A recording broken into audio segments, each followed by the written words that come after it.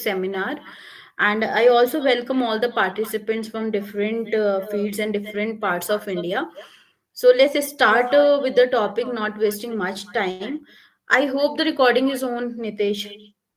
Yeah, I'm checking out. Yeah, it's still on. Yeah. So I hope the PPT is moving also. Let's start with the geoinformatics. Is anyone having any background on geoinformatics from the participants itself? Can anyone explain?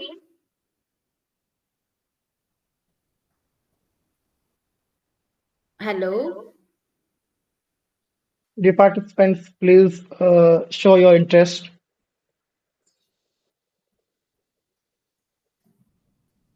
I want everyone to be a little more interactive and to be a part of this entire this seminar. Can anyone have any background? And if you don't have, then let us know. Hello, ma'am, sir. Good morning. Yeah, very good morning. Not Hello. actually geoinformatics. I'm looking forward to this webinar for learning something. But yes, I have had remote sensing and GIS in my master. So I can relate to whatever is being played in this webinar. Okay, thank you. Yes, geoinformatics is basically an integration of and as you know that it is made up of two words, geo and informatics. Geo means the earth, and informatics is the collection and the study of information. So geoinformatics deals with the it's an interdisciplinary field that combines the geography with other subjects to collect and to analyze and store the data. And what kind of data we are talking about is the spatial data. So we have to first understand what is the spatial data and the normal data. So for any feature, any object of the Earth surface, we do have two types of data. Okay, one is the spatial and the second one is non-spatial. So non-spatial is the attribute data or the characteristics of anything. Say for example, if there is a dog having four legs and the color of the dog is brown. So the characteristics data of that dog is basically the color is brown, he has four legs, and maybe some other information can also include in it.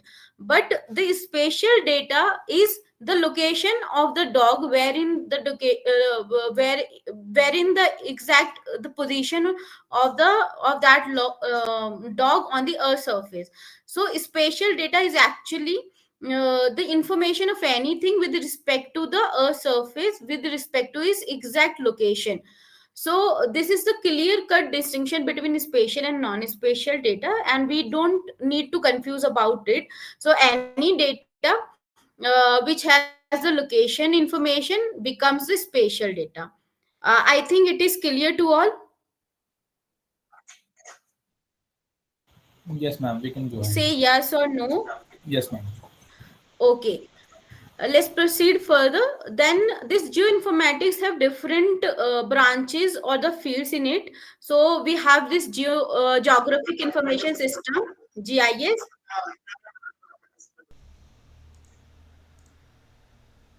Nitesh, are you saying something? Yeah, now you are audible. Before. To us. Okay. So it encompasses the geographic information system, remote sensing, GPS, cartographic techniques, and related fields also. It also includes the geostatistics. So these are the different fields we are studying in geography. It's basically a part of geography, but as we can say that it is the interdisciplinary. So we also learn GPS, remote sensing, GIS, and computer sciences also. So it's a part of the different fields.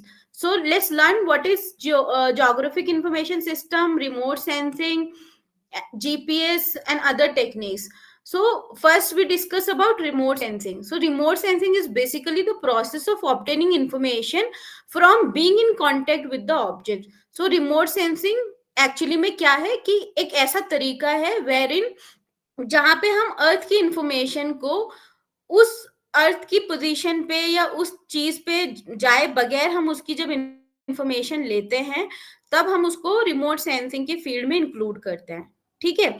And we collect this information through different means. उसमें क्या है, हमारे पास satellite है, हमारे पास aeroplanes हैं, ठीक है, हमारे पास जो है बलून्स है। जो पुराने टाइम में हम क्या करते थे, बलून्स के ऊपर कैमरा फिट कर देते थे and we clicks the pictures of the earth. किसी भी एक पर्टिकुलर एरिया की हम पिक्चर्स कलेक्ट करते थे, उनको कंबाइन करते थे और फिर हम उनकी इंफॉर्मेशन को गैदर करते थे।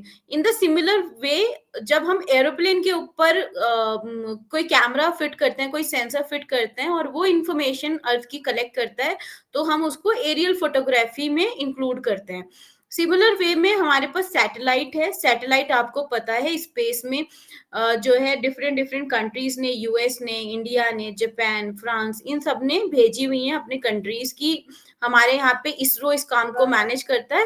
एंड उसके बाद में होता क्या है कि जब सैटेलाइट्स है वो रिवॉल्व करती रहती है अर्थ के अराउंड में और वो गैदर करती रहती है इंफॉर्मेशन को।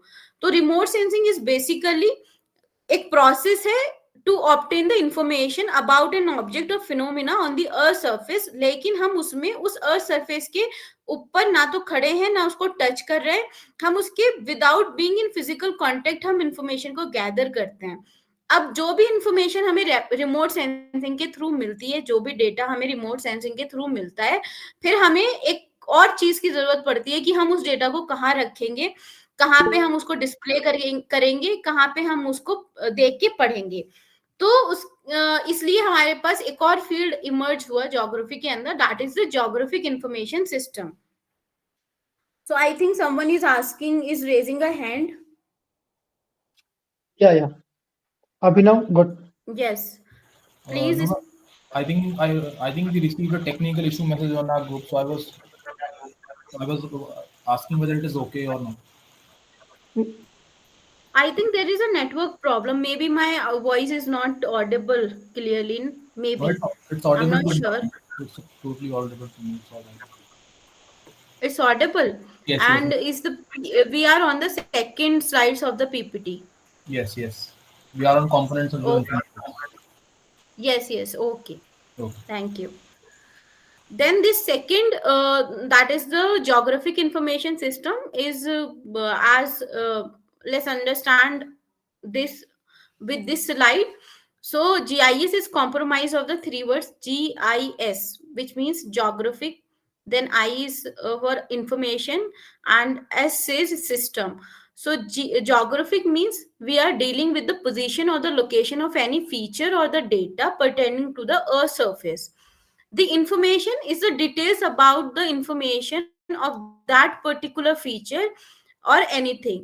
And the system is a set of tools and software wherein we analyze and store that information and analyze that spatial data. So these include these three components. Okay, and here in the lower portion of this slide you can see that it is the city's field. It's showing the road network of that particular city of New York. So you can analyze that there are several hello, different हाँ types ma'am, of आप the join roads कर in सकते this हैं अभी देर। particular actually PPT. वहाँ पे थोड़ा So network actually issue we था। are visualizing the road network okay, of तो New मैं York, एक्चुअली मैं खुद and ज्वाइन I'm नहीं कर sitting पा in रहा था, मेरे India, यहाँ but पे I नेटवर्क can और थोड़ा visualize this सिस्टम में इशू information आ गया from था। here itself. So GIS makes us okay capable of visualizing, analyzing, storing, and interpreting information. GIS is itself a very big tool, and it has very like numerous capabilities, including different tools for each and every field. Like you, if you want, if you are working in GIS, if you are working on disaster management, then also you can put the location of any disaster, say for example floods की location को आप GIS में store कर सकते हैं। And then आप ये देख सकते हैं कि कौन से ऐसे एरियाज हैं जहां पे फ्लड सबसे ज्यादा आते हैं किसी भी जगह पे। फॉर एग्जाम्पल आप उत्तराखंड की बात करते हो, तो उत्तराखंड में जितने भी पिछले 50 साल में फ्लड्स हुए हैं, अगर उनके उनकी आपके पास डेट है, लोकेशन है कि वो कहाँ हुए, तो आप उस इंफॉर्मेशन को in the Excel format you can उसको इंपोर्ट कर लोगे अपने जीआईएस सिस्टम के अंदर, and then you can visualize कि कहाँ पे सबसे ज्यादा हो रहे हैं।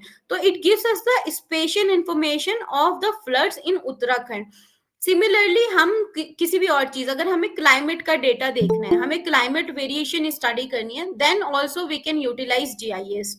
ठीक है, किसी भी और फील्ड में आपको जियोलॉजी समझनी है किसी एरिया की, आपको जियोमॉर्फोलॉजिकल स्टडी करनी है, आपको फॉरेस्ट पे स्टडी करनी है, आपको स्पीशीज के ऊपर काम करना है, आपको ह्यूमन फिनोमिना, ठीक है, कि लोग कहाँ पे ज्यादा फिजिकली एक्टिव हैं, कहाँ पे नहीं है, रोड नेटवर्क कैसा है, पॉपुलेशन डेंसिटी कहाँ पे ज्यादा है, कहाँ कम है, ये सारे फील्ड्स में आप जीआईएस का यूज बहुत इजीली कर सकते हैं। ठीक है, तो जीआईएस हमें कैपेबल बना रहा है जिससे कि हम जितने भी ह्यूमन फिनोमिनाज होते हैं या जो भी नेचुरल फिनोमिनाज होते हैं अर्थ सरफेस के ऊपर जो भी ऑपरेट हो रहे हैं, हम उनको स्टडी कर सकते हैं। तो एक टाइम ऐसा था जब हमारे पास स्पेशल डेटा को एनालाइज करने के लिए कोई टेक्निक नहीं थी, तब हम नॉर्मली मैथमेटिक्स में स्टैटिस्टिक्स का यूज करके फिनोमिनाज को स्टडी करते थे। लेकिन जैसे ही हमने उस डेटा को लोकेशन के साथ में डाल दिया, तब हम किसी भी फिनोमिना को, किसी भी ऑब्जेक्ट को, किसी भी फीचर को अर्थ सरफेस पे रख कर देख पाते हैं कि कहाँ पे क्या सिनेरियो चल रहा है। एंड ये जीआईएस का फील्ड कंटिन्यूअसली इवॉल्व कर रहा है।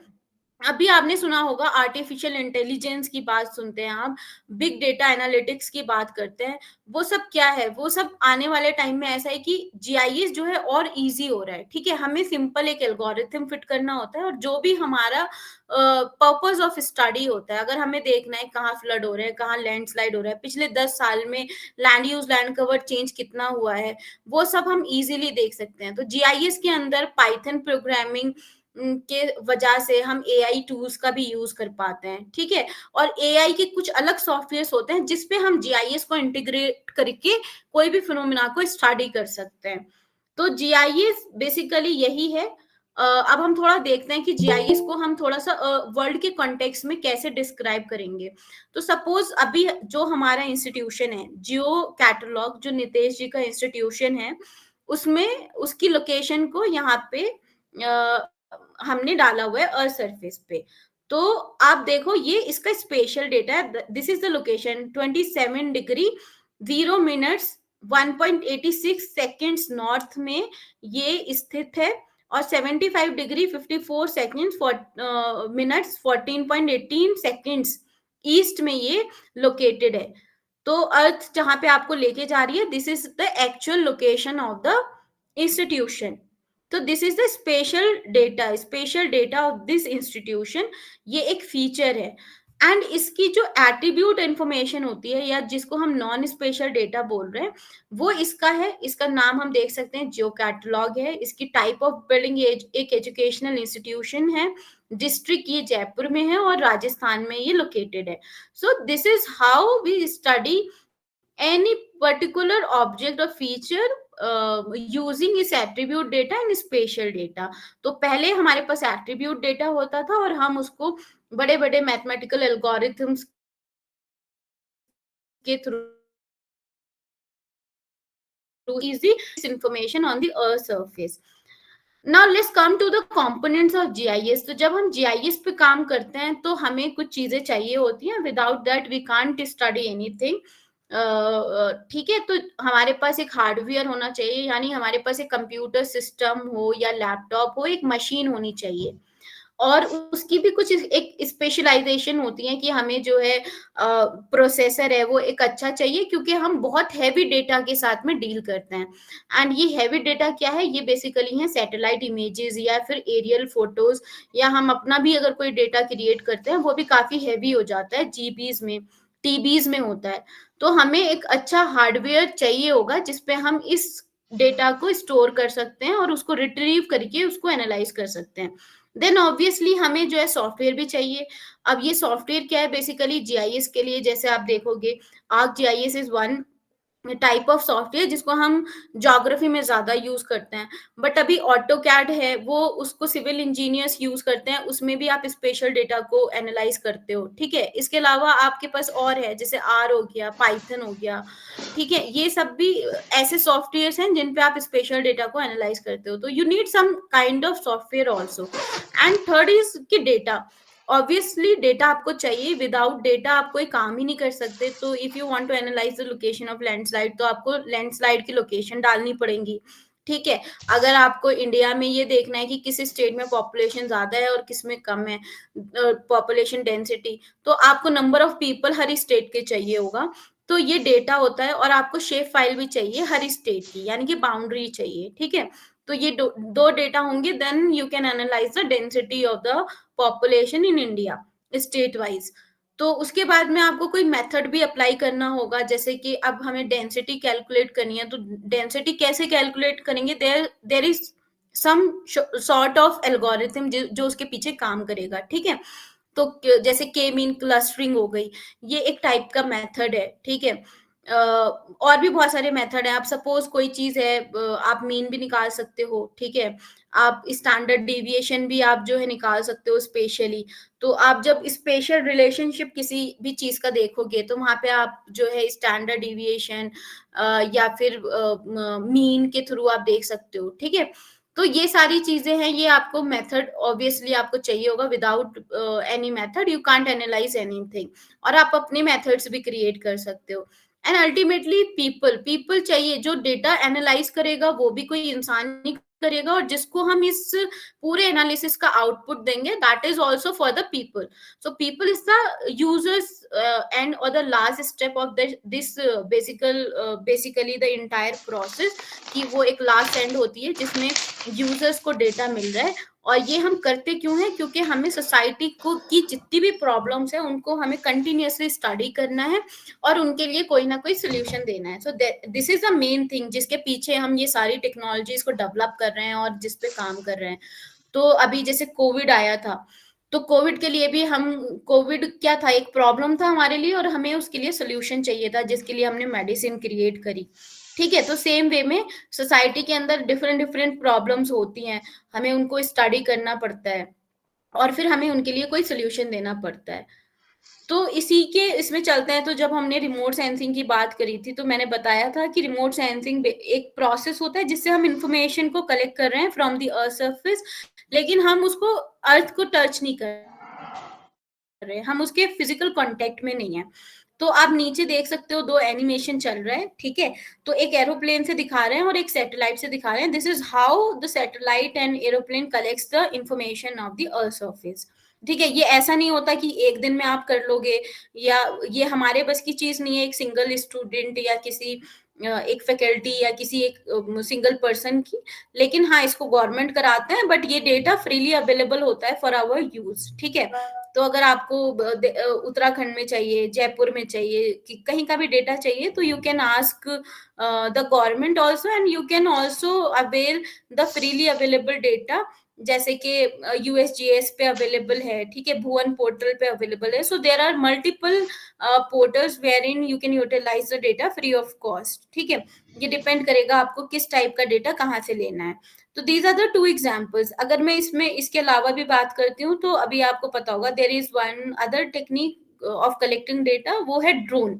ठीक है, तो ड्रोन क्या करता है, हाई रेजोल्यूशन डेटा लेता है। ठीक है, एरोप्लेन या सैटेलाइट से आप बड़ा पोर्शन ऑफ अर्थ सरफेस को कवर करते हो, लेकिन जो ड्रोन होता है उससे आप छोटे पोर्शन को कवर करोगे, लेकिन उसमें डिटेल्स ज्यादा होती हैं। तो एक कोई प्राइवेट कंपनी, कोई प्राइवेट इंस्टीट्यूशन भी जो है अपना डेटा क्रिएट कर सकता है किसी छोटे एरिया को लेके यूजिंग ड्रोन्स। ठीक है, और भी बहुत सारी नई नई टेक्नोलॉजीज डेवलप हो रही हैं। और इवन कि जो हम अपने फोन से पिक्चर्स कलेक्ट करते हैं किसी भी जगह की, किसी पर्सन की, there also we are applying the remote sensing, कि हम फोन से कलेक्ट कर रहे हैं इंफॉर्मेशन, और उसको फिर हम फर्दर विजुअलाइज करके कुछ उसमें हम एनालाइज भी कर सकते हैं। ठीक है, जैसे कि क्या होता है, कई बार कि आपने रील्स देखी होंगी, वीडियोस देखी होंगी। कई बार क्या होता है कि किसी गले मोहल्ले में जो है कोई किसी गरीब को पीट रहा है, तो उसकी लोग वीडियोस बना के डाल देते हैं, तो हमें एनालाइज हो जाता है कि भाई ये इस बंदे के साथ या इस पर्सन के साथ गलत कर रहा है। तो that is also the information we are collecting through mobile phones. ठीक है, so these are the some of the examples. ये आउटपुट मैप्स हैं जो हम बनाते हैं रिमोट सेंसिंग के थ्रू। ठीक है, तो रिमोट सेंसिंग ने हमें सैटेलाइट इमेज दी, जैसे आपको नीचे दिख रहा है ये ग्रीन, लेकिन हमने फिर उसको फर्दर जीआईएस में डाल के एनालाइज करके हमने land use land cover map बना दिया। We can also study the geological aspects. ठीक है, ये हिमालयन का एक मैप है जिसमें आप देख रहे हो कि कोई पर्टिकुलर एरिया, स्टडी एरिया हमने लिया, and then we are studying the geology of that area. ये आप मैप्स देख सकते हो, ये स्टार्टिंग में दिल्ली के मैप्स हैं, these are the land use land cover maps. तो हम देख रहे हैं कि मतलब over the period of time कैसे कैसे चेंज हुआ। तो जो फर्स्ट मैप है उसमें येलो पोर्शन ज्यादा दिख रहा है, that is the agriculture part. तो देखोगे कि दिल्ली में जो है आज से 30 साल पहले एग्रीकल्चर लैंड ज्यादा थी, but come over the period of time हर 10 साल के बाद में क्या है कि एग्रीकल्चर लैंड कम होते होते, वेजिटेशन कम होते होते आपका बिल्ट अप एरिया ज्यादा बढ़ गया। तो ये इस तरीके से हम एनालाइज करते हैं किसी भी जगह को, किसी भी प्रॉब्लम को। ठीक है, इसमें हम रिमोट सेंसिंग में हम ये भी देखते हैं कि हम किस किन तरीकों से रिमोट सेंसिंग का हम यूज करते हैं या हमारे पास क्या मेथड्स हैं। So of course there are two types of remote sensing, passive है एंड एक्टिव है। पैसिव वो है जिसमें हम सूरज की रोशनी का यूज करके हम इंफॉर्मेशन को कलेक्ट कर रहे हैं। ठीक है, और एक्टिव रिमोट सेंसिंग में क्या है कि जैसे सपोज फॉर एग्जाम्पल दिन में तो सूरज की रोशनी से सारी चीजें इल्यूमिनेटेड होती हैं, तो हम किसी भी चीज की इंफॉर्मेशन तभी ही कलेक्ट कर पाएंगे अगर वो चीज, वो ऑब्जेक्ट एल्यूमिनेटेड है, मतलब वो दिख रहा है हमें। अगर कहीं पे जब अंधेरा हो जाता है रात को तो हमें चीजें नहीं दिखती, उसका रीजन ये है कि लाइट नहीं होती है। तो जब जहां पे हमारे पास लाइट नहीं है कि जिससे हम डिटेल्स देख पाए किसी ऑब्जेक्ट की, तो हमें खुद से उस ऑब्जेक्ट पे लाइट लगानी पड़ती है। उसको हम एक्टिव रिमोट सेंसिंग बोलते हैं। आप इसमें एग्जांपल ले सकते हो अपने मोबाइल फोन की। मोबाइल फोन में क्या होता है, आप रात को भी पिक्चर्स कलेक्ट खींच सकते हो फ्लैश लाइट की मदद से। तो वो एक्टिव रिमोट सेंसिंग का एक एग्जांपल हो जाती है। और दिन में जब आप फ्लैश लाइट यूज नहीं कर रहे हो तब वो पैसिव है, क्योंकि हम सन की लाइट से ही ऑब्जेक्ट को इल्यूमिनेट करा के पिक्चर्स कलेक्ट कर रहे होते हैं। देन कम्स कि क्या स्टेप्स होते हैं। तो एक सिंपल बेसिक मेथड है। ठीक है, बहुत ज्यादा इसमें कोई बहुत बड़ी कोई रॉकेट साइंस नहीं लगी हुई है, एक बहुत ही सिंपल है कि हमें एक एनर्जी सोर्स चाहिए। ठीक है, तो दिन में तो हमारे पास है ही कि सूरज की रोशनी है और उससे सारी चीजें एलिमिनेटेड है, बट रात के टाइम पे हम जो है खुद से कोई फ्लैश लाइट की तरह हम और भी लाइट्स का यूज करते हैं सैटेलाइट्स पे, एरोप्लेन्स पे। तो हमें एक एनर्जी सोर्स चाहिए।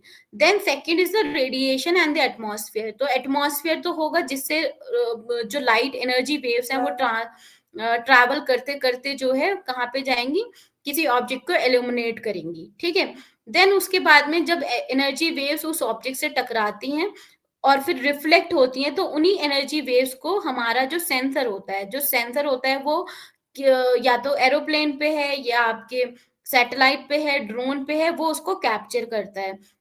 कैप्चर करने के बाद में आपको जो इंफॉर्मेशन उसने कैप्चर करी है आपके सेंसर ने, उसको हमें फटाफट डेटा प्रोसेसिंग फैसिलिटीज में डालना है। ठीक है, ताकि हम उस डेटा को निकाल सकें, उसको हम प्रैक्टिकल यूज के लिए यूज कर सकते हैं। फिर हम यूजर्स को देंगे। ठीक है, जिसको भी जिस टाइप का डेटा चाहिए, सपोज आर्मी पर्सनल को चाहिए, उनको कोई स्ट्रैटेजी बनानी है किसी वॉर के अगेंस्ट या फिर किसी डिफेंस के लिए, तो हम उनको देंगे, वो अपने हिसाब से उसको यूज कर सकते हैं। ठीक है, या फिर हमें किसी लेमैन को देना है ताकि वो अपने खेत और अपने गांव की जो है उसको समझ सके, बाउंड्री को कि क्या क्या पैटर्न चल रहा है वहां पे, उसको देख सके।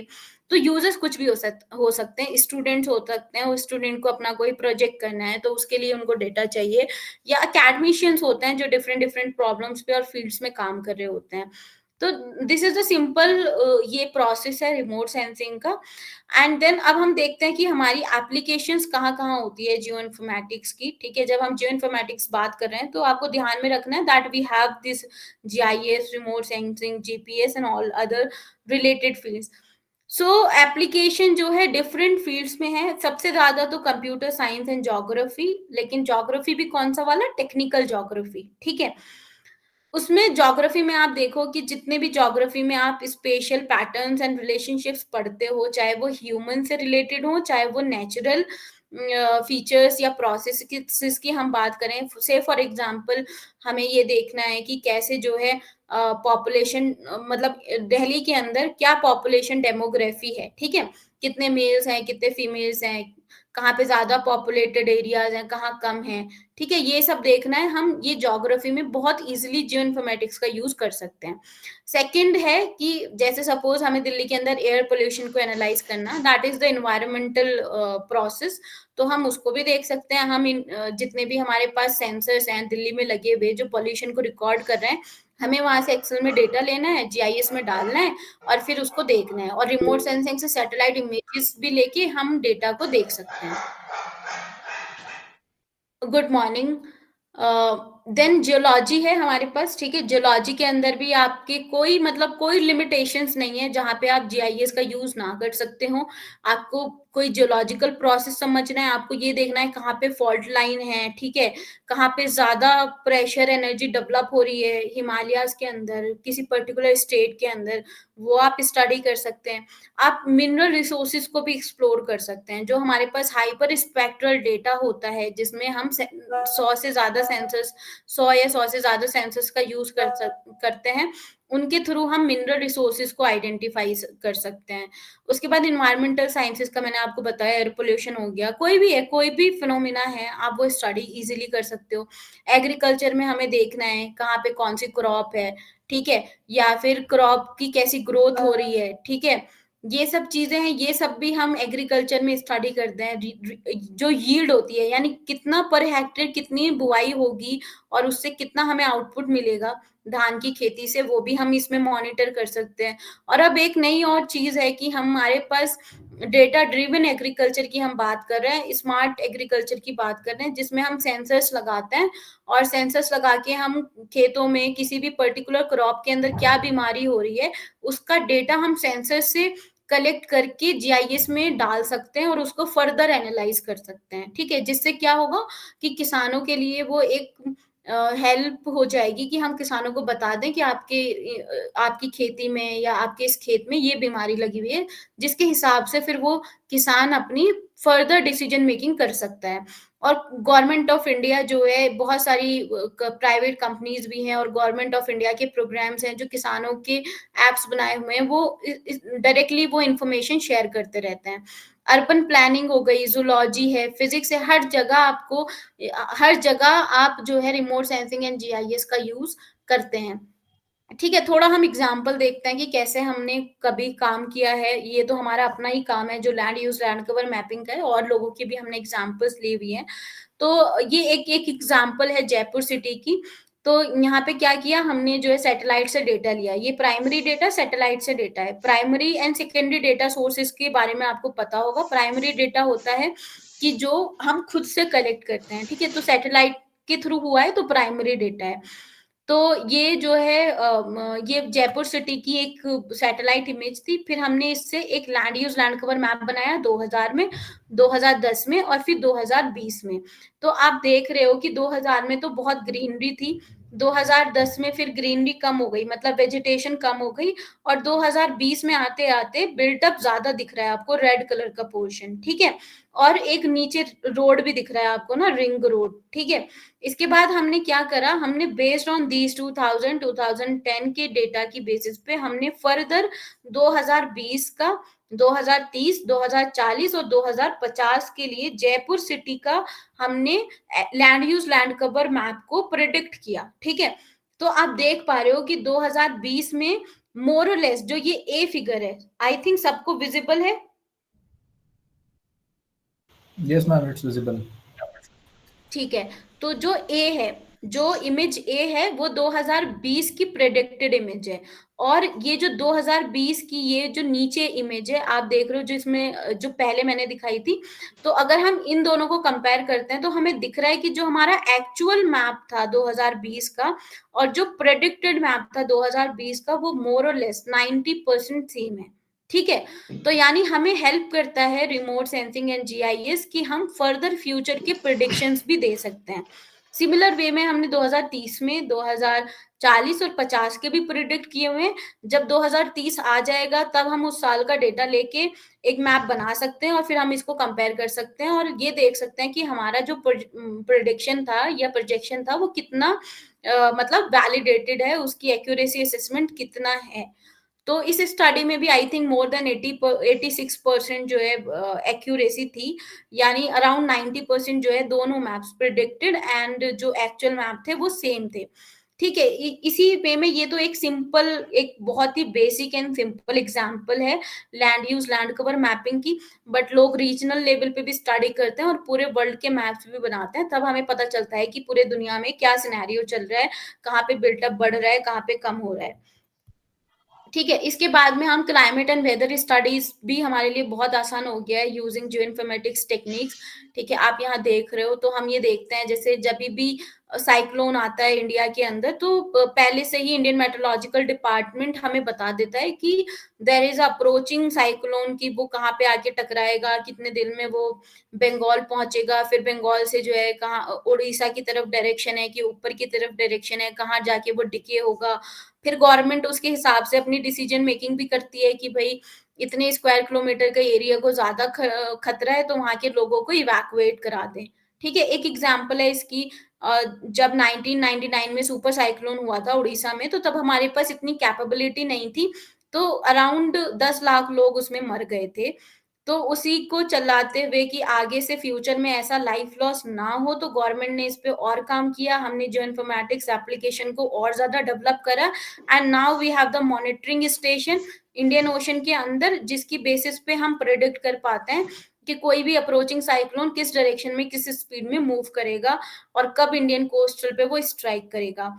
सेम वे में हमें पॉपुलेशन को स्टडी करना बहुत इंपॉर्टेंट है, क्योंकि पॉपुलेशन एक हमारे लिए मतलब एक रिसोर्स तो है, बट हमारे लिए जो है एक प्रॉब्लम भी है। ठीक है, जैसे जैसे पॉपुलेशन अनकंट्रोल्ड पॉपुलेशन बढ़ रही है वैसे ही वैसे अनकंट्रोल्ड अर्बनाइजेशन हो रहा है, जिसकी वजह से अर्थ की सरफेस पे रिसोर्स का एक्सेसिव यूटिलाइजेशन हो रहा है। ठीक है, अब एक्सेसिव यूटिलाइजेशन का मतलब है कि कोई पर्टिकुलर रिसोर्स है उसको हम ज्यादा यूज कर रहे हैं और फ्यूचर जनरेशन के लिए वो रिसोर्स बचेगा नहीं। जैसे कि वाटर की हम एग्जांपल ले रहे हैं, आज के टाइम पे कोई भी ऐसी जगह नहीं है जहाँ पे पानी की कमी ना हो और पानी की पोल्यूशन की प्रॉब्लम ना हो। ठीक है, तो इसलिए हमें पॉपुलेशन को स्टडी करना है। तो पॉपुलेशन स्टडी करने के लिए हम पॉपुलेशन डेंसिटी देख रहे हैं या पॉपुलेशन का कोई भी फिनोमिना हम स्टडी कर पा रहे हैं। ये आप ये यूरोप का एक यहाँ पे नक्शा दिख रहा है आपको, तो यहाँ पता चल जाएगा कि पॉपुलेशन पर किलोमीटर्स पर स्क्वायर किलोमीटर में आप देख रहे हो जैसे जैसे रेड कलर ज्यादा डार्क होता चला जा रहा है, ब्राउन की शेड आ रही है, इट मींस कि वहां पे सबसे हाईएस्ट पॉपुलेशन डेंसिटी है। तो वी कैन एनालाइज कि यूरोप में कहाँ कहाँ सबसे ज्यादा पॉपुलेशन रहती है और कितनी है, मोर देन 10,000, यानी एक स्क्वायर किलोमीटर एरिया पे 10,000 लोग रह रहे हैं। तो आप सोचो कि उस पर्टिकुलर जमीन के हिस्से पे कितना प्रेशर होगा पॉपुलेशन की वजह से। वहीं जो है ट्रैफिक लग रहा है, ठीक है, वहीं पोल्यूशन ज्यादा हो रही है, वहीं पर वाटर रिवर्स वगैरह उनकी पोल्यूशन ज्यादा बढ़ रही है। तो हम ये सब चीजें जो है इससे देख पा रहे हैं। इसके बाद में आप देख रहे हो कि आपके पास जो है हाइड्रोलॉजिकल मैपिंग हो गई। ठीक है, आपको देखना है सपोज कहीं पे फ्लड आया। ठीक है, अब फ्लड आप प्री फ्लड देखना चाह रहे हो और पोस्ट फ्लड इम्पैक्ट देखना चाह रहे हो कि फ्लड ने कितने एरिया को जो है अफेक्ट करा। जैसे 2013 में जब उत्तराखंड में फ्लड आया था तो उसका काफी इम्पैक्ट रहा, कई कई लाख लोगों की जो है जान गई। तो हम इसमें ये देख सकते हैं कि मतलब कितना जो है जमीन को उसने बर्बाद करा, कितने लोगों के घर गए। ठीक है, तो ये चीज हम देख रहे हैं। जो फर्स्ट इमेज है ऊपर, ये आप देख रहे हो किसी रिवर में फ्लड आने के बाद की इमेज आपको वो दिखा रहा है कि पहले नॉर्मल कोर्स क्या था रिवर का और फ्लड के आने के बाद की क्या सिचुएशन थी। ठीक है, हम टोपोग्राफिकल मैप कर सकते हैं कि हम देख सकते हैं एलिवेशन कि कहाँ पे ज्यादा हाइट है, कहाँ पे कम हाइट है, ये सब हम स्टडी कर सकते हैं। जो मॉर्फोलॉजिकल फीचर्स को हम देख सकते हैं कि सपोज कहीं पे पहाड़ है, कहीं पे पठार है, ठीक है, कहीं पे कौन सा रॉक्स पाया जाता है, ये सब स्टडी कर रहे हैं। और अल्टीमेटली ये सब स्टडीज हमें हेल्प भी करती है कल्चरल ज्योग्राफी में भी, कि हम जो है जैसे आपके पास मैप्स होते हैं, आपको कहीं घूमने जाना है तो आपके पास क्या होता है, मैप होता है जिसमें रोड नेटवर्क दिखाते हैं, हेरिटेज साइट दिखाते हैं, डेमोग्राफिक ट्रेंड दिखाते हैं, या कोई भी मॉन्यूमेंट होता है, जिससे आपको ईजी हो जाता है कि मैं कहाँ कहाँ घूम सकता हूँ, ठीक है, कितना एक दूसरे के बीच में कितना डिस्टेंस है, मुझे कौन से हाईवे से जाना है, मुझे कौन से रोड से जाना है। तो ये सब पार्ट होता है कल्चरल ज्योग्राफी का, या कल्चर आर्किटेक्ट का हो गया, ठीक है। डिफरेंट फील्ड्स में आप कल्चर की स्टडी भी आप जीआईएस के थ्रू कर पाते हो। उसके बाद इन्वायरमेंटल साइंस है, पब्लिक हेल्थ है, जिसमें आप डिजास्टर की स्टडी करते हो। आज के टाइम पे ड्यू टू क्लाइमेट चेंज, सभी जानते हैं कि क्लाइमेट चेंज तो हुआ ही हुआ है, बट क्लाइमेट चेंज ने जो है डिजास्टर्स की जो फ्रीक्वेंसी है उसको बढ़ा दिया है। ऑल्दो जो डेथ है वो कम होनी शुरू हो गई है, लेकिन जो फ्रीक्वेंसी है वो बढ़ रही है, और आने वाले समय में जैसे जैसे क्लाइमेट चेंज होगा, उस चेंजिंग क्लाइमेट के साथ में डिजास्टर्स के इवेंट और ज्यादा बढ़ेंगे, ठीक है। अब हमें पता ही नहीं चलता है, बारिश पहले होती थी कि पूरे मॉनसून सीजन में बारिश जो है कई बार होती थी, और जो 4 महीने होते हैं आपके, जुलाई, अगस्त, सितंबर, जून, इन चारों में मतलब मोरलेस 10 दिन बारिश हो रही है, ठीक है, ऐसे होता था। बट अभी क्या है, पूरे ही मानसून सीजन में सिर्फ 12 दिन बारिश होगी, लेकिन उसकी इंटेंसिटी बहुत ज्यादा होगी, जिससे कहीं जगह पे वाटर लॉगिंग हो जाती है, फ्लैश फ्लड्स आ जाते हैं, और फिर उससे हमारी इकोनॉमिक कंडीशन और हमारी हेल्थ, हर चीज पे फर्क पड़ता है, ठीक है। तो उनकी स्टडी भी हम जो है जियो इन्फॉर्मेटिक्स के थ्रू करते हैं, ताकि हम कोई सोल्यूशन निकाल सके, हमें एटलीस्ट ये तो पता चल जाए कि कहाँ पे जो है पहले फ्लड्स आ रहे थे, अब क्या पैटर्न है, पहले 10 साल पहले क्या सिनेरियो था, और अगर कोई पैटर्न चेंज हुआ है तो उसके क्या क्या रीजंस हैं, ताकि हम उन रीजंस को कम कर सकें। फॉर एग्जाम्पल हम दिल्ली की बात लेते हैं, दिल्ली में वाटर लॉगिंग और फ्लैश फ्लड की एक प्रॉब्लम ना बहुत कॉमन हो गई है। हर जब भी बारिश होती है तो रोड रोड ब्लॉक्स हो जाते हैं, वाटर लॉगिंग हो जाती है, अच्छी अच्छी जगहों में, यानी यूनिवर्सिटीज कैंपसेस जो जिनको हम समझते हैं कि बहुत अच्छे हैं, या राष्ट्रपति भवन हो गया, वहां पे भी पानी जमा हो जाता है, ठीक है। तो हम देख सकते हैं कि जो जैसे अभी जो 2024 में जो फ्लड आए, और हम पिछले 30 साल का डेटा ले सकते हैं, तो पहले तो हमें लोकेशन पता चल जाएगी कि कहाँ कहाँ फ्लड्स आ रहे थे, फिर हम देखेंगे land use, land cover change, कि लोगों की आबादी किस तरफ बढ़ी है। तो अल्टीमेटली हमें यही पता चलता है कि जो रिवर का फ्लड प्लेन था, मतलब जहाँ पे रिवर है, रिवर का जो कोर्स है, वहां तो पानी आएगा ही रिवर के अंदर। अब तेज बारिश हो रही है तो बारिश का पानी नदी में ही जाता है, ठीक है। तो नदी का पानी है वो अपने फ्लड प्लेन में जाएगा, ठीक है। लेकिन हमने क्या करा है, लोगों ने घर ही फ्लड प्लेन में बना लिए, तो ऑटोमेटिकली क्या हो रहा है कि जो है जो हम मतलब फ्लड के पास हम लोग चले गए, तो ये सिनेरियो आ रहा है।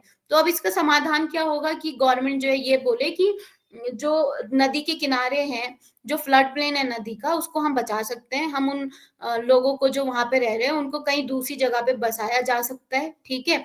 बट हम एटलीस्ट उस फ्लड प्लेन को खाली कर सकें, ताकि दिल्ली में ये बाढ़ की प्रॉब्लम कम हो जाए।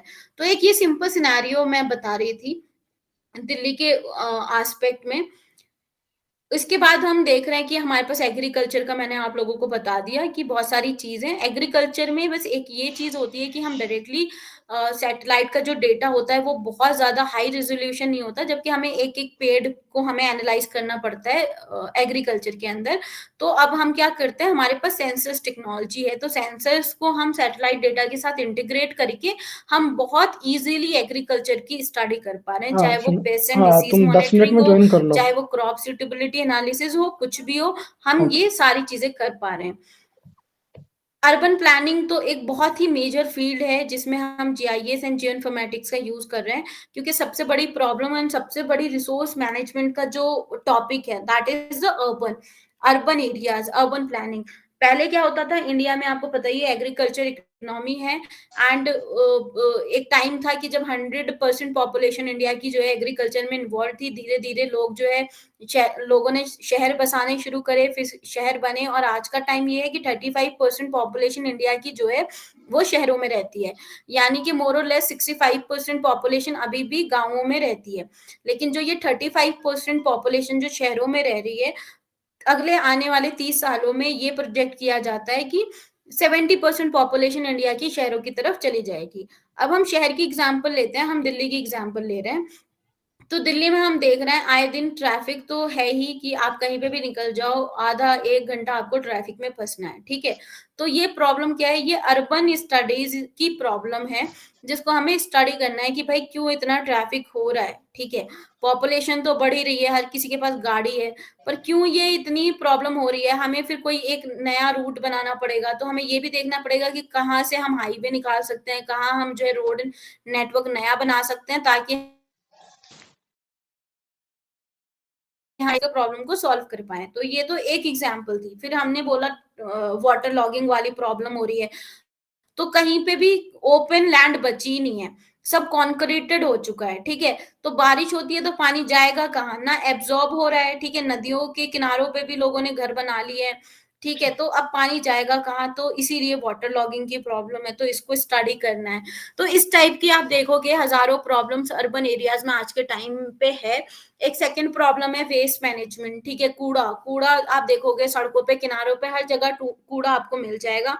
उस कूड़े को हमें कहाँ फेंकना है, कैसे फेंकना है, कहाँ कहाँ हमें डस्टबिन लगानी है, कैसे हम उसको कूड़े को खत्म कर पाए अपने शहरों से, ताकि हमारा जो शहर है वो एक एस्थेटिक फीलिंग हमें दे सके, हम एक अच्छी क्वालिटी लाइफ जी सके। तो ये भी आज के टाइम की एक बड़ी प्रॉब्लम है।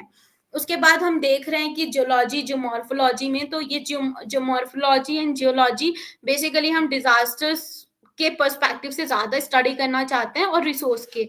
तो हमें ये देखना है कि कहाँ पे हमारे पास हमारी कंट्री के अंदर ऑयल एंड गैस के जो है खदान है, ठीक है। तो हमें ये भी देखना है ताकि हम फ्यूचर में अपनी ऑयल एंड गैस की जो हमारी डिमांड है उसको फुलफिल कर सकें। दूसरी बात, हम जो है हमारे यहाँ पे हर तरीके का डिजास्टर होता है ऑलमोस्ट, तो हम उस डिजास्टर के लिए कैसे रोकथाम कर सकें, तो उसके लिए पहले से ही हमें प्लानिंग करनी पड़ेगी। उसके लिए भी हम जीआईएस एंड जियो इन्फॉर्मेटिक्स का हम यूज कर रहे हैं। हिस्ट्री में भी अगर आप देखते हो, हिस्ट्री तो वैसे ऐसा फील्ड है जिसमें आप जब एक बार डिस्कस करोगे या सोचने बैठोगे आपको लगेगा कि हिस्ट्री में क्या काम है, बट हिस्ट्री में भी बहुत काम है जियो इन्फॉर्मेटिक्स का। जो हमारे पूर्वजों ने हमारे लिए जो वो क्या बोलेंगे, हमारे लिए जो रिसोर्सेज छोड़ के गए, जो हमारे लिए कुछ यादें छोड़ के गए, जो आर्कियोलॉजिकल साइट्स हैं फॉर एग्जाम्पल, तो उनकी हमें मैपिंग करनी है, ठीक है। कौन सी चीज कहाँ पर है, जैसे आप देखोगे आर्कियोलॉजिकल साइट ऑफ इंडिया पे जब आप सर्च करोगे आपको हर जगह लाल किला कहाँ पे, उसकी लोकेशन, उसके बारे में हिस्टोरिकल इंफॉर्मेशन आपको मिल जाएगी, ठीक है। कोई हेरिटेज, कोई ऐसी साइट है जो कि आर्कियोलॉजिकल साइट है बट वो अपनी पुरानी बहुत बेकार कंडीशन में है, तब भी हम उसके लोकेशन वगैरह को मॉनिटर कर सकते हैं और उसका हम रिकंस्ट्रक्शन करके प्रिजर्व कर सकते हैं।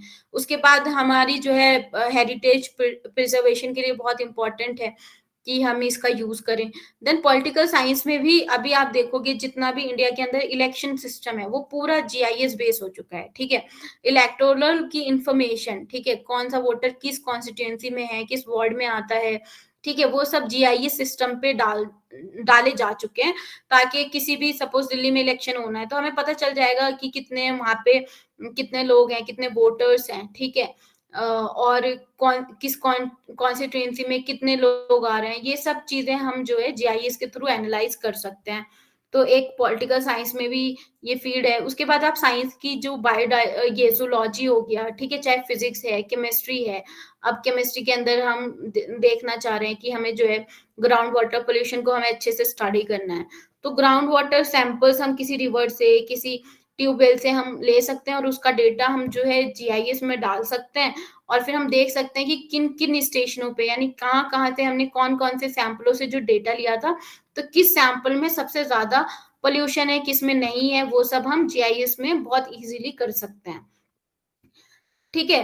अब फिजिक्स हो गया, तो फिजिक्स में भी आप जो है ये आपकी फिजिक्स की wild life, thermodynamics, radiation balance, energy budget का हो गया, ठीक है। या फिर और भी कोई है सॉलिड अर्थ फिजिक्स जो कि इमेजिनरी एनालिसिस हो गया, सेडिमेंटेशन, ग्लेशियर डायनेमिक्स, जो हम फिजिक्स में पढ़ते हैं, ठीक है। उन सब चीजों की भी स्टडी हम जीआईएस में इजीली कर सकते हैं। तो आप ये देखोगे कि हम ये देख पा रहे हैं कि जियो इन्फॉर्मेटिक्स की एप्लीकेशन हर एक फील्ड में है, ठीक है। अगर हम चाहें तो हम जो है इवन कि हम जो है अगर खुद से चाहें, जैसे मैं अगर करना चाहती हूँ कि मैं ये देखना चाहती हूँ कि लैंग्वेजेस का कैसे कैसे इवोल्यूशन हुआ, ठीक है, पहले इंग्लिश सबसे पहले कहाँ पे हुई, फिर कैसे कैसे फैली वो, ठीक है, इंडिया में कब आई, तो मैं उसको भी जो है जीआईएस पे डाल के उसका भी एक नेटवर्क टाइप बना सकती हूँ और एनालाइज कर सकती हूँ। तो आज के टाइम पे ऐसा कोई भी फील्ड नहीं है जहाँ पे हमें स्पेशल डेटा की रिक्वायरमेंट नहीं है और जहाँ पे हम जीआईएस एंड रिमोट सेंसिंग का हम यूज ना करें। ऑलमोस्ट हर एक फील्ड में आप जियो इन्फॉर्मेटिक्स को यूज कर सकते हो। और आने वाले टाइम में जब क्योंकि एआई आ चुका है हमारे पास, बिग डेटा एनालिटिक्स है, ठीक है, क्लाउड कंप्यूटिंग है, तो इन सब में ये सब बेसिकली क्या कर रहे हैं, आपका स्पेशल डेटा को यूज करके एनालिसिस कैपेबिलिटी हमारी इंक्रीज कर रहे हैं। तो आने वाले टाइम में हमारे पास जो भी जॉब्स बचेंगी, नॉट इवन इन इंडिया बल्कि फ्यूचर में, वो सब कहीं ना कहीं that deals with the spatial data and somehow relates to the geoinformatics. तो आई होप मुझे इतना ही बताना था। उसके बाद में I think Pragati and Nitesh will take over to this presentation.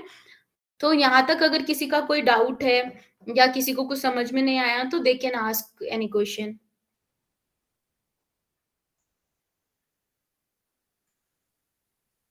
हाँ, प्रगति ज्वाइन करो। किसी का कोई क्वेश्चन है? किसी को कोई क्वेश्चन पूछना है वो अपना क्वेश्चन पूछ सकते हैं मैम से। अगर इन डिटेल में और कुछ जानकारी आपको चाहिए उनके काम के फील्ड के बारे में और भी कोई गाइडेंस आपको चाहिए तो अभी उनसे आप क्वेश्चन पूछ सकते हैं। Hello, am I audible? Yes Rahul. Ma'am, yes yes. I want to ask that if we want to make the career in GIS and all this thing, geoinformatics, so what should be our, it should be a degree or master's or it can be a diploma? नहीं, कहा क्या करना है आपको Rahul? Ma'am मेरा question ये है कि अगर हमें GIS के अंदर करियर बनाना है या फिर जियोइंफॉर्मेटिक्स में ओके करियर बनाना है तो उसके लिए हमें डिग्री करनी चाहिए इसकी अलग से मास्टर्स वाली या फिर हमें सिर्फ डिप्लोमा करना चाहिए? हाँ, अंडरस्टूड। तो इसमें क्या है मैं बता देती हूँ इसका। सॉरी, मैं इस पॉइंट को मैं हाईलाइट करना भूल गई थी। तो बेसिकली करियर्स के लिए आप देखना चाहते हो कि दो वे है, ठीक है। अगर किसी ने ऑलरेडी एमए ज्योग्राफी किसी ने अगर बीए ज्योग्राफी करा है या बीएससी ज्योग्राफी करा है, अगर कोई बीएससी कर रहा है तो उसके पास ज्यादा ऑप्शंस होंगे क्योंकि बीएससी वाला एमएससी कहीं से भी कर लेगा, ठीक है। पहली चीज तो ये है। एमए करने बीए करते हो जब आप, तो आप सिर्फ उन्हीं इंस्टीट्यूशन से एमएससी ज्योग्राफी कर पाओगे जो इंस्टीट्यूशन अपने एलिजिबिलिटी क्राइटेरिया में ये रखते हैं कि बीए और बीएससी, ठीक है। जो कह रहे हैं कि हम सिर्फ बीएससी वालों को ही एमएससी कराएंगे तो वहां पे वो स्टूडेंट्स एलिजिबल नहीं होंगे। सेकंड चीज कि अब हम बात कर रहे हैं एमए और एमएससी की, तो अगर आपके पास एमए ज्योग्राफी ऑलरेडी किसी ने कर रखा है तो एमए ज्योग्राफी वाला बच्चा 1 साल का डिप्लोमा कर ले जीआईएस में, ठीक है, तो तब आपके पास जॉब अवेलेबिलिटी क्रिएट हो जाएंगी। लेकिन अगर कोई बीए या बीएससी वाला है और उसने अभी एमए नहीं करा है तो मेरा सजेशन उसके लिए होगा एमएससी, ठीक है। बहुत ज्यादा जगहों पर एमएससी जियो इन्फॉर्मेटिक्स मांगा जाता है, ठीक है। और कुछ जगहें ऐसी होती हैं, मतलब अपॉर्चुनिटीज कम हो जाती हैं एमए विद डिप्लोमा के साथ में, पर ये कोई एक्सेप्शन नहीं है कि ऐसा ही होगा। मैंने खुद प्राइवेट में काम करा है और मेरे पास एमए ज्योग्राफी था, लेकिन मेरे पास एक एडिशनल चीज थी कि मैंने पीएचडी कर ली थी, ठीक है। तो अगर एमए ज्योग्राफी है और उसके बाद आप पीएचडी कर रहे हो वो आपके लिए एक प्लस पॉइंट है। अगर आप पीएचडी नहीं करना चाहते हो, अगर आप जाना चाह रहे हो मतलब आप जल्दी जॉब लेना चाहते हो या आप प्राइवेट में अपना करियर बनाना चाहते हो, तो आप डिप्लोमा कर लो 1 साल का, या फिर आप एमएससी करोगे तो आपके पास ज्यादा अपॉर्चुनिटीज होंगी। डिप्लोमा कई बार जो है होता है कि आप जो है कई लोग होते हैं वो शॉर्ट टर्म डिप्लोमास देते हैं कि क्या कहते हैं कई लोग डिप्लोमास देते हैं 1 महीने का, 2 महीने का, 6 महीने का, ठीक है, फिर 1 साल का। मेरा सजेशन ये रहेगा कि आप 1 साल वाला डिप्लोमा करो, लेकिन लर्निंग के लिए आप 1 ईयर 1 मंथ 3 मंथ और 6 मंथ वाले जो सर्टिफिकेशन होते हैं, जो स्पेशलाइज सर्टिफिकेशन होता है, सपोज किसी ने 6 मंथ का डिजास्टर मैनेजमेंट का सर्टिफिकेशन करवाया हुआ है। तो आप, क्योंकि आज डिजास्टर हो गया, क्लाइमेट चेंज हो गया, अर्बन स्टडीज हो गया, ये बडिंग फील्ड्स हैं, तो आप उनमें एक स्पेशलाइजेशन सर्टिफिकेशन भी आप अलग से ले लो, ठीक है। और ज्योग्राफी के साथ एमएससी करोगे तो आप जो ज्योग्राफी में जो जितने भी फील्ड्स होते हैं, चाहे वो पॉपुलेशन स्टडीज के हों, ठीक है, चाहे वो क्लाइमेट वाले हों, चाहे वो अर्बन स्टडीज के हों, वो सब जगह पे आप एलिजिबल हो जाओगे।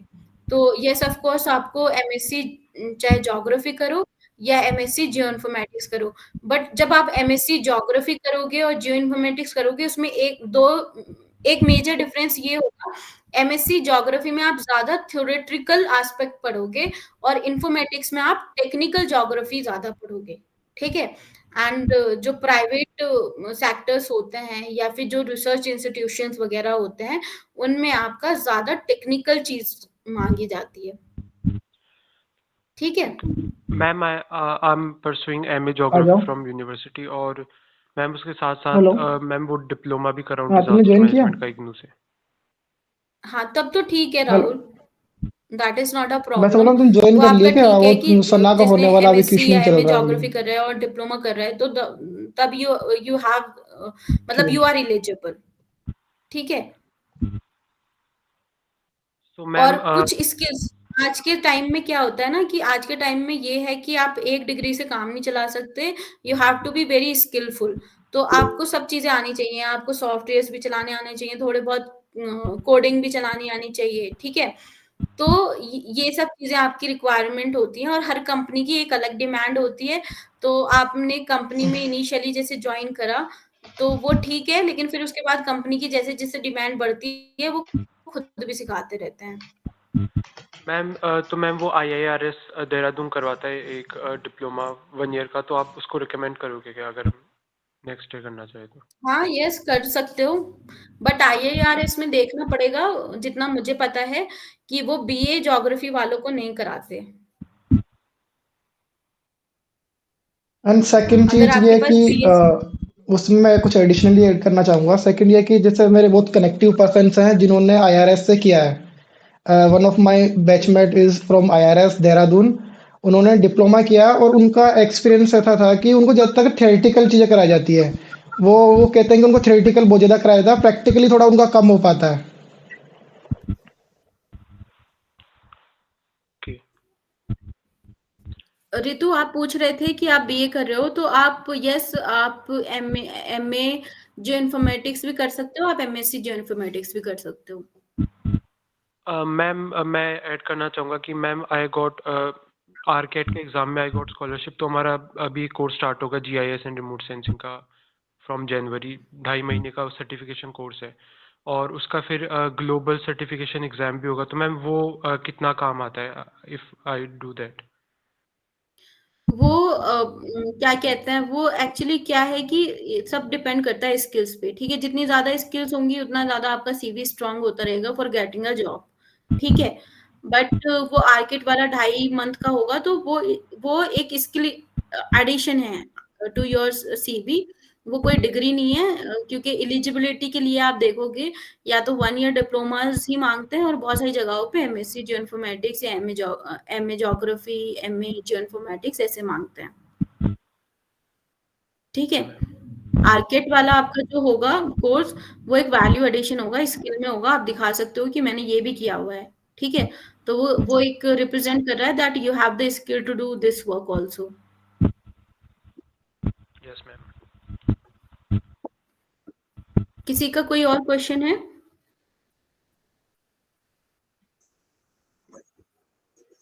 आई think Nitesh, you can carry on with this.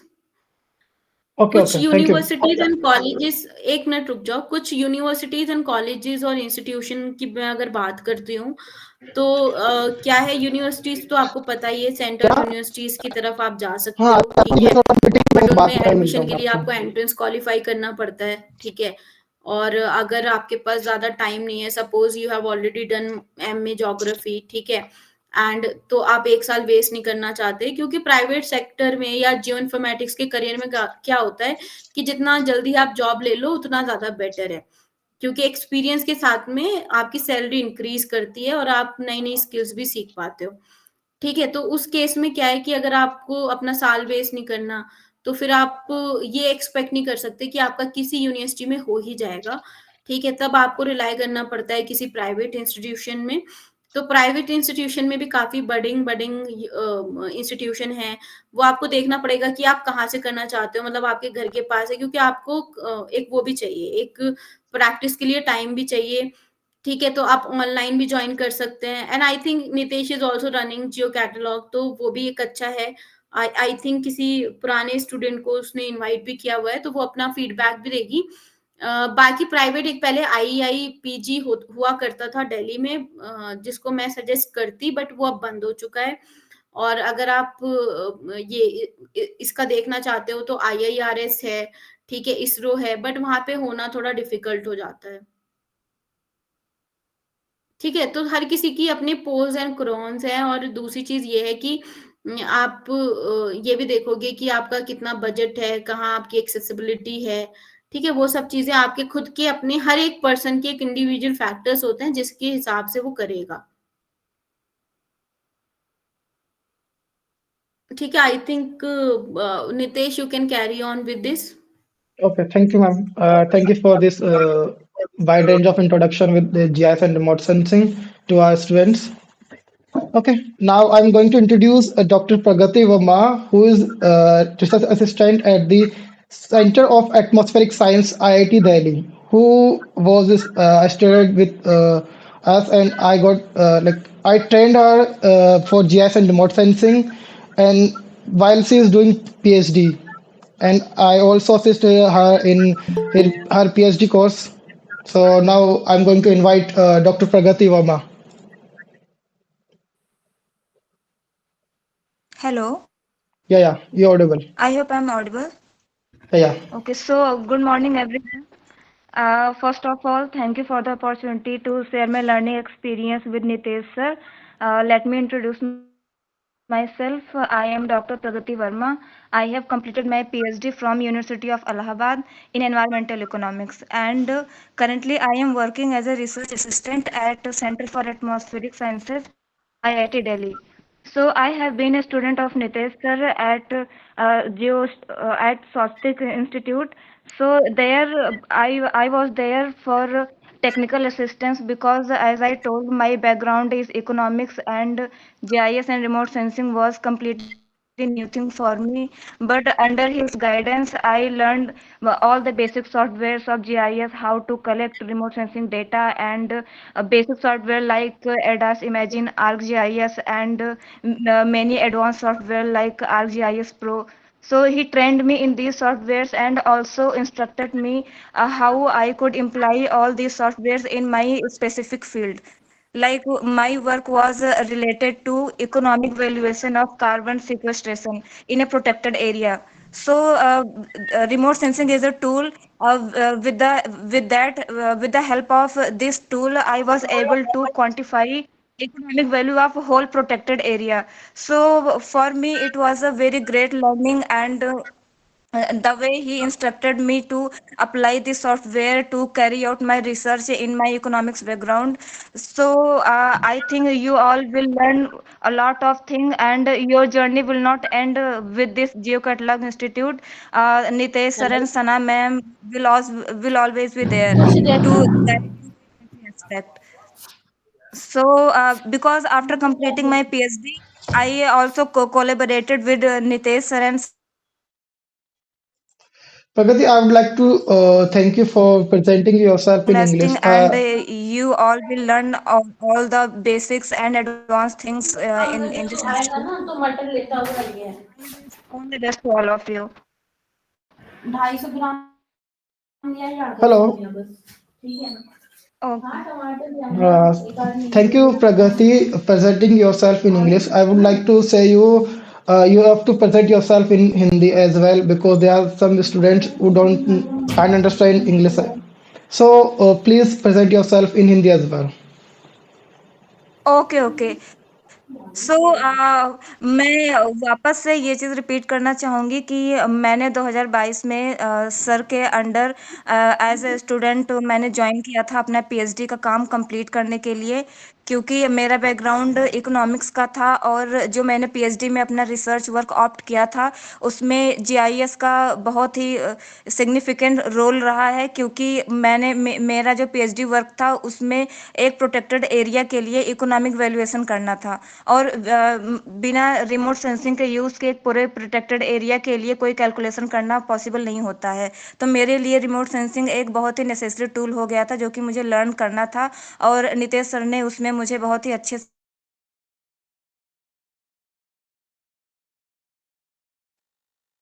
IOC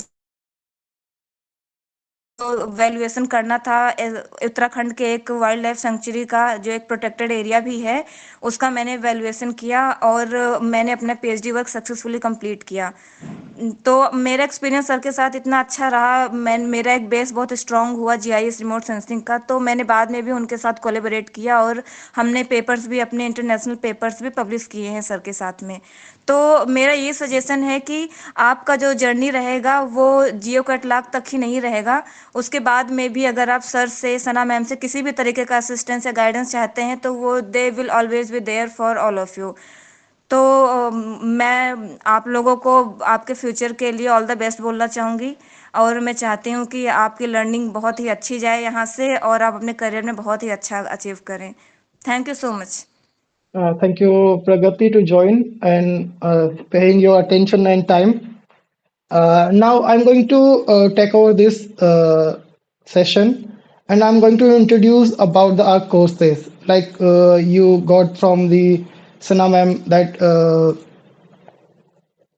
how GIS works and how it's useful for other applications. कि जैसे हमने अभी देखा, मैम ने बताया मैं अच्छी हर चीज़ को कि GIS का हमें यूज़ क्या है और जीआईएस जो है आज के टाइम पे किन किन एरियाज में किस किस कंडीशंस में एप्लीकेबल है, और वो जो जीआईएस टूल्स एंड टेक्निक्स हैं वो आपको जैसे as a PhD student, as a graduation student और एज अ मास्टर स्टूडेंट, तो वो आपके लिए यूज़फुल कैसे है।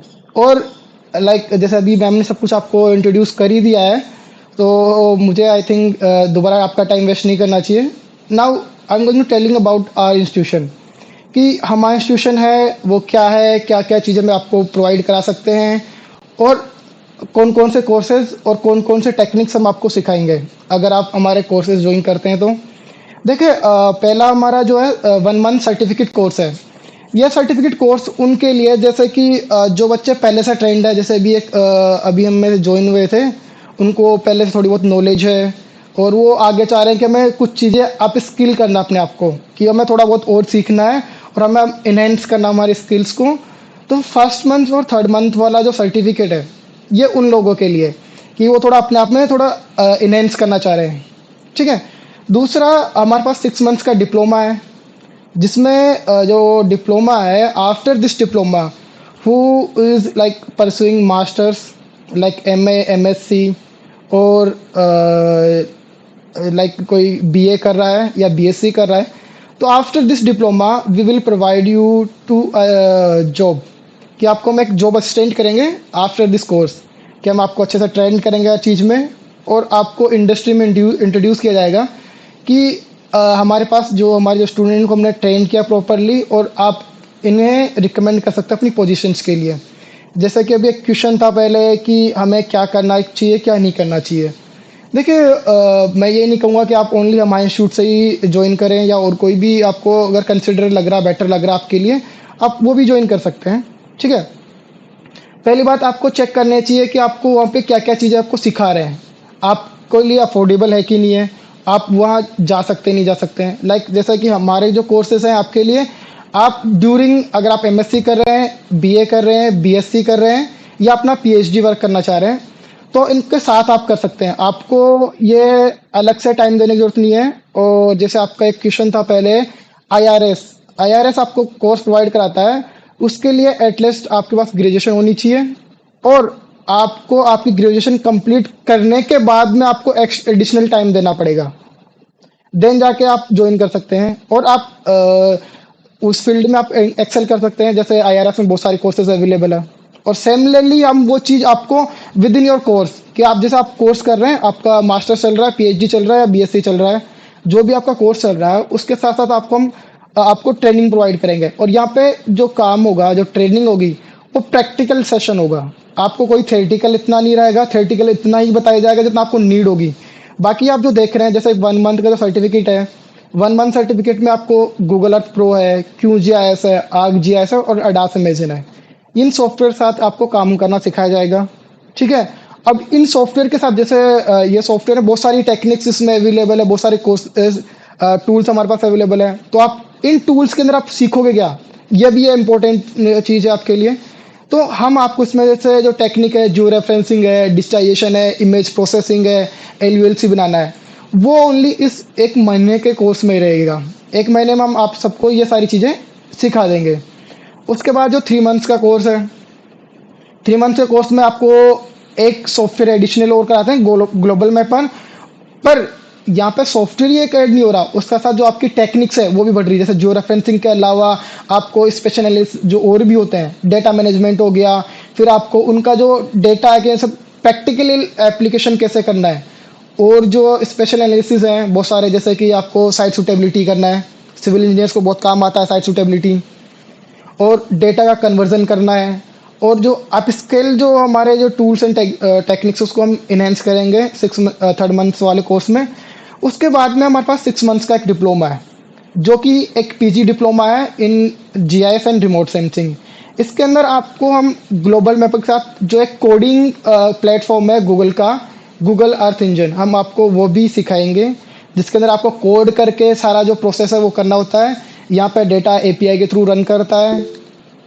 ठीक है। और इसमें हम बाकी जो और भी जो टेक्निक्स है, जैसे हम इसमें एडिशनली क्या चीज़ें प्रोवाइड कराएंगे, जैसे आपको कोई भी एनालिस्ट करना है तो उसमें मशीन लर्निंग एप्लीकेशन AI, आज के करंट टाइम में जो PhD स्कॉलर्स हैं और जो रिसर्च कर रहे हैं इस टाइम पे, जैसे मेरा खुद का एक्सपीरियंस है, लाइक 3 साल से मैं बच्चों को पढ़ा रहा हूँ, ट्रेन कर रहा हूँ GIS and remote sensing courses के लिए।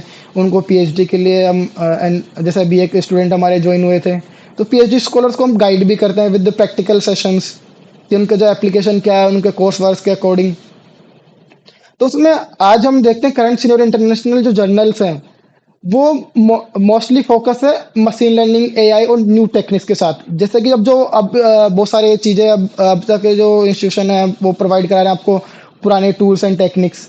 पर करंट सिनेरियो क्या है कि अब अगर हमें अच्छे जर्नल्स में आपको पेपर पब्लिश करना है तो वहाँ पे AI और मशीन लर्निंग का बहुत ज़्यादा वो एप्लीकेशन है। यानी कि बहुत से जर्नल्स तो केवल AI और मशीन लर्निंग के लिए है कि AI टूल्स उनका यूज़ होना चाहिए, और ऐसे पेपर्स बहुत जल्दी एक्सेप्ट भी होते हैं। अगर आपका जैसा पुरानी टेक्निक है, हमारा कोई एक पेपर था बहुत पुराना, तो उस पेपर में हमने क्या कि AI यूज़ नहीं किया था, बहुत पुराना था, बहुत टाइम पहले था, जब हम सीख रहे तभी का ही था वो पेपर। तो हमें ऐसे प्रॉब्लम फेस करनी पड़ी कि वहाँ पे जब हमने AI यूज़ नहीं किया, मशीन लर्निंग हमने अप्लाई नहीं की, तो हमारा को उस पेपर को पब्लिश कराने में बहुत इश्यूज़ आ रहे हैं। बहुत सारे पेपर हमारे अभी अंडर कम्युनिकेशन है। तो जो PhD वाले हैं उनके लिए जो AI है, मशीन लर्निंग है, वो बहुत इंपॉर्टेंट हो जाता है। पर जैसे कि ये कोई ज़रूरी नहीं कि अगर आपको AI मशीन लर्निंग है और जो कोई PhD स्कॉलर है तो उसको 6 मंथ्स का डिप्लोमा ही ज्वाइन करना पड़ेगा। हम उनके लिए उनका जो थीसिस है, जो उनका प्रपोजल है, PhD प्रपोजल है, उसके अकॉर्डिंग कस्टमाइज कोर्स प्रोवाइड करते हैं PhD स्कॉलर्स को। जो उनका काम का होगा उनको हम उनके जो विद इन टाइम पीरियड है उनको हम प्रोवाइड कराएंगे। ठीक है। तो ये हमारे कोर्सेज अवेलेबल है। उसके बाद में जैसे आप करियर की जब बात कर रहे थे कि अगर जियो इन्फॉर्मेटिक्स में आप अभी कुछ टाइम पहले एक क्वेश्चन भी था कि आप अगर जियो इन्फॉर्मेटिक्स आप सीखते हैं या डिप्लोमा करते हैं, मास्टर्स करते हैं, तो आपका करियर क्या है इसमें।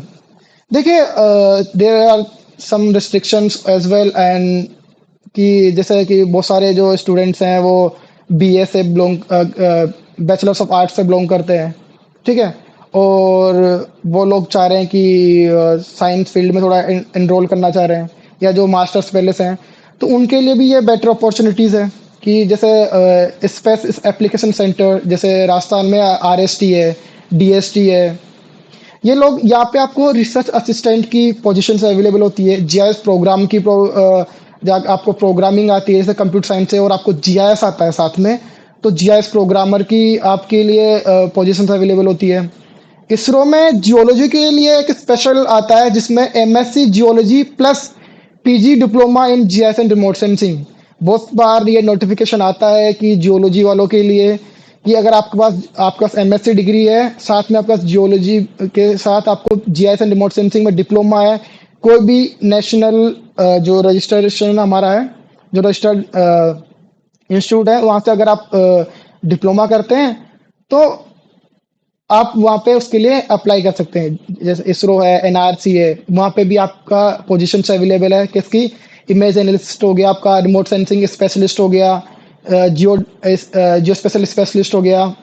उसके बाद मिनिस्ट्री ऑफ एनवायरनमेंट में पोजीशन अवेलेबल जीआईएस बेस्ड, जैसे इसको हम बोलते हैं जीआईएस स्पेशलिस्ट होते हैं। सर्वे ऑफ इंडिया में जीआईएस टेक्नीशियन होता है। डिजास्टर मैनेजमेंट अथॉरिटी है जैसे आईएमडी है, यहाँ पे जो डिजास्टर और रिस्क रिडक्शन के लिए एनालिस्ट होते हैं, वहाँ पे जियो स्पेशलिस्ट होते हैं और जीआईएस एनालिस्ट होते हैं। ये हमारे गवर्नमेंट सेक्टर्स में जीआईएस और रिमोट सेंसिंग की जो करियर अपॉर्चुनिटीज अवेलेबल है। उसके अलावा प्राइवेट सेक्टर में जो लोग डिप्लोमा या मास्टर्स होते हैं, और कई जगह डिप्लोमा विद मास्टर्स दोनों मांगते हैं।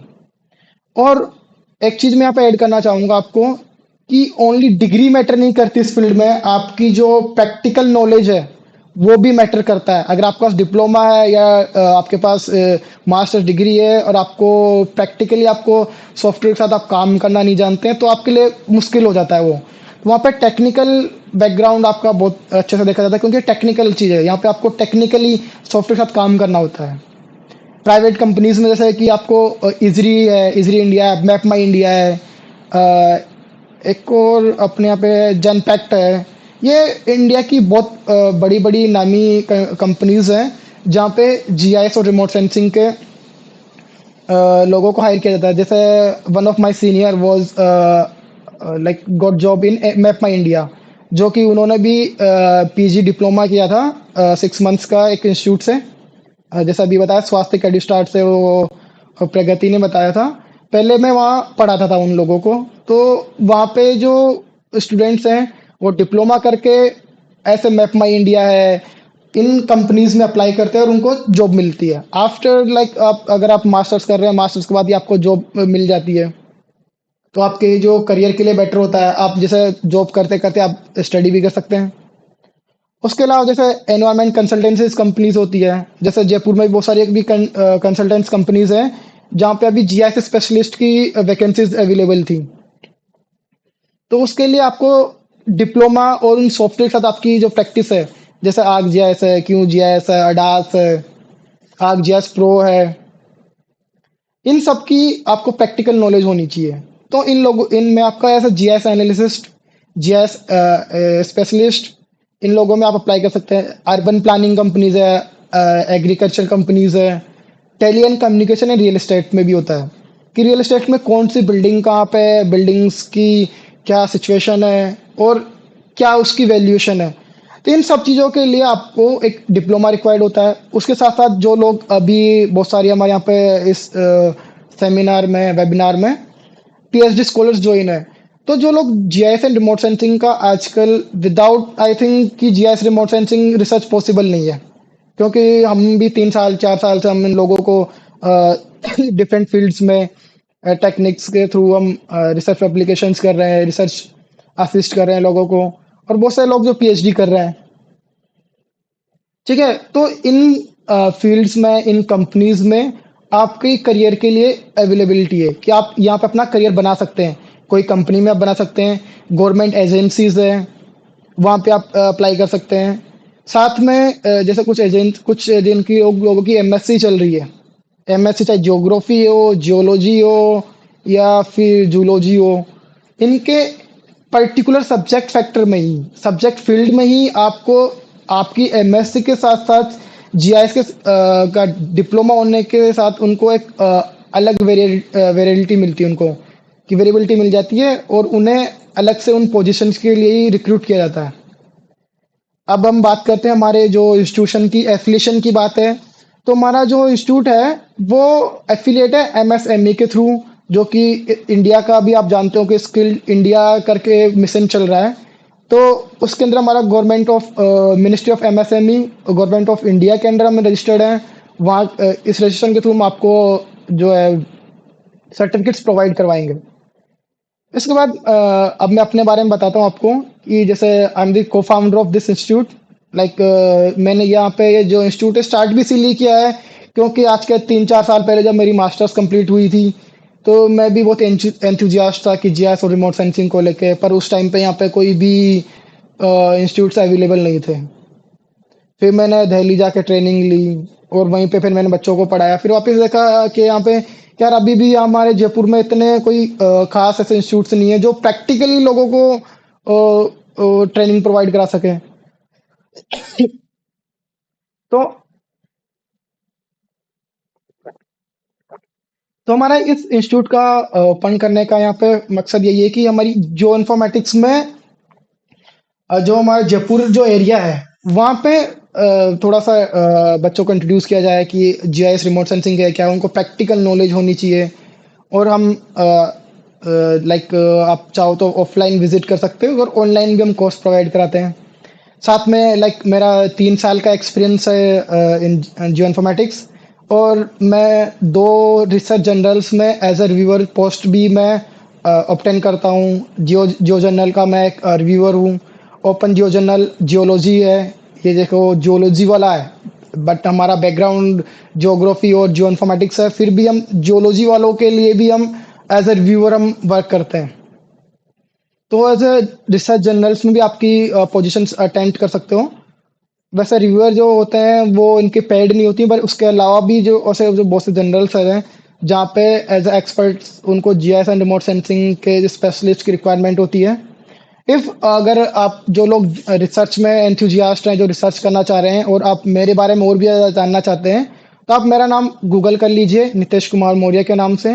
आपको मेरी रिसर्च स्कॉलर आईडी है, गूगल आईडी है और जो आपका लिंक्डइन अकाउंट है, वहाँ से आप और भी डिटेल में आप मेरे बारे में जान सकते हैं। ठीक है। उसके बाद में ये हमारे कुछ जो फेमस जो रिसर्च पेपर्स हैं पब्लिश्ड है करेंटली, जो अब हो चुके हैं, पब्लिश हो चुके हैं। जैसे कि हमारा जो था, जो मैम ने बताया था अभी, एलयूएलसी वाला जयपुर के अंदर, तो ये हमारा लैंड यूज लैंड का डायनेमिक्स और इसका प्रिडिक्शन वाला था। ये स्टडी हमारी जयपुर पे ही कंडक्ट की गई है। उसके बाद में ये फॉरेस्ट कार्बन सुपरटेशन वैल्यूज का जो प्रगति ने बताया था, इसमें भी हमारा नाम है नितेश कुमार मौर्य, जो कि क्योंकि मैंने इनको गाइड किया अच्छे से। इन्होंने हर तरह की, जब तक इनका पेपर पब्लिश हुआ तब तक हमने इसको गाइडेंस प्रोवाइड कराई थी। तो जो लोग रिसर्च में इन्वॉल्व है, जो अपने रिसर्च को नेक्स्ट लेवल ले जाना चाहते हैं, इंटरनेशनल पब्लिकेशंस में भी उनका है। तो करंट में इंटरनेशनल पब्लिकेशन के साथ हमारा अच्छा एक्सपीरियंस है कि आपको क्या क्या चीज़ों की रिक्वायरमेंट पड़ेगी, किस तरह से आप उनको इम्प्रूव किया जा सकता है रिसर्च पेपर्स को। और आप हमारे इन रिसर्च पेपर्स को पढ़ सकते हैं जाके, हमारे जो आईडीज़ हैं, जैसे मैंने अपनी आईडी बताई रिसर्च गेट पे जाके आप उन पे, ये हमारा जो पेपर है लास्ट ईयर पब्लिश हुआ था डिसास को लेके, ये जो पेपर है ये मल्टी डिसिप्लिनरी पेपर बोल सकते हैं। इसमें जो जियोलॉजी वालों के लिए हो गया कि वहाँ की जियोलॉजी की क्या है, और जियोमॉर्फोलॉजी में इसमें इरोजन और डिपोजिशन की बात की है हमने। थोड़ा इसमें जो है सी लेवल राइज की बात करी है। और जो अकेडमिशियंस हैं, जो अकेडमिक्स में डिपेंड करते हैं, उनका रिलेटेड हमारा ये एक पेपर है जो जामिया यूनिवर्सिटी है, उसमें जो एकेडमिक सेटअप कैसा है, उस सेटअप के हमारा जो जीआईएस का जो एप्लीकेशन है वो इसमें हमने अप्लाई किया था। So thank you for joining our webinar, and I would like to thank you for special thank yous the Department of Geography, to the CP Moria, Dr. CP Moria and Dr. Swati Khandelwal। अगर आप जैसे हमारे बारे में और भी कुछ information चाहिए, आपको कोई गाइडेंस चाहिए, जो ज्योग्राफी डिपार्टमेंट वाले हैं वो उनको पर्सनली मिल सकते हैं, और मैं कभी कभी आपके डिपार्टमेंट में अवेलेबल होता हूँ। अगर आपको कोई गाइडेंस चाहिए जीआईएस रिमोट सेंसिंग से रिलेटेड, आपको कोर्स से रिलेटेड किसी भी कंडीशन में, और कोई भी गाइडेंस आप चाहिए, तो sometimes I will available in the department of geography, university of Rajasthan. And department of geology में हमारे जो कनेक्टिव पर्सन है डॉक्टर घनश्याम जी, फिजिक्स में doctor Dalpat Meena ji, department of environment science doctor Pankaj, and department of geology doctor Mukesh ji, and the institution of G. Agarsen College, Dr. Naresh Kumar Chindavanani, who is the principal of the Agarsen College, and Mr. Hansraj Atal. You can contact them if you want to know about more our institution or courses, और आपको किसी तरह की detail चाहिए आप हमारे बारे में गूगल कर लीजिए, और आपको अगर इन फ्यूचर आपको ट्रेनिंग चाहिए तो आप हमें कांटेक्ट कर सकते हैं. Thank you for this webinar, and this is the time with you. Thank you to join. You can leave now.